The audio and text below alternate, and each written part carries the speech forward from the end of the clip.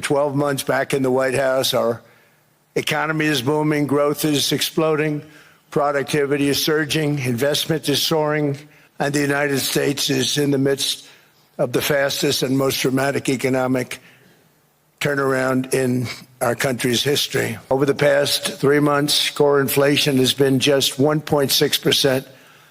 Meanwhile, fourth quarter growth is projected to be 5.4%. The United States economy is on pace to grow at double the rate that was projected by the IMF just last April.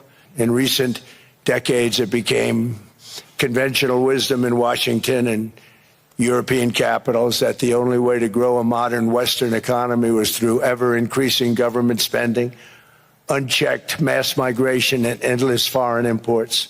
Virtually all of the so-called experts predicted my plans to end this failed model would trigger a global recession and runaway inflation. But we have proven them wrong. It's actually just the opposite.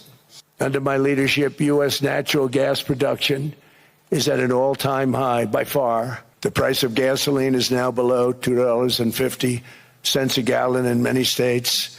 Because of my landslide election victory, the United States avoided the catastrophic energy collapse which befell every European nation.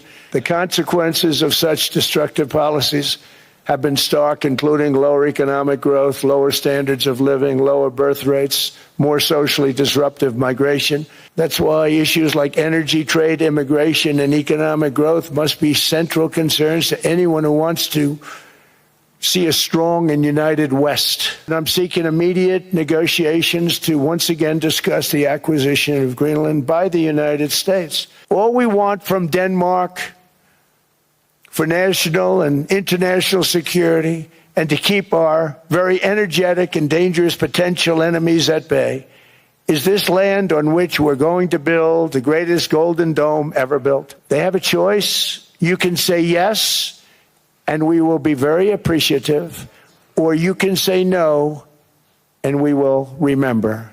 Home ownership has always been a symbol of health and vigor of American society, but that goal fell out of reach for millions and millions of people in the Biden era because interest rates went up so high. That's why I have signed an executive order banning large institutional investors from buying single-family homes. It's just not fair to the public. We're cracking down on more than $19 billion in fraud that was stolen by Somalian bandits. The situation in Minnesota reminds us that the West cannot mass import foreign cultures which have failed to ever build a successful society of their own. The explosion of prosperity and conclusion and progress that built the West did not come from our tax codes. It ultimately came from our very special culture. We have to defend that culture and rediscover the spirit that lifted the West from the depths of the Dark Ages to the pinnacle of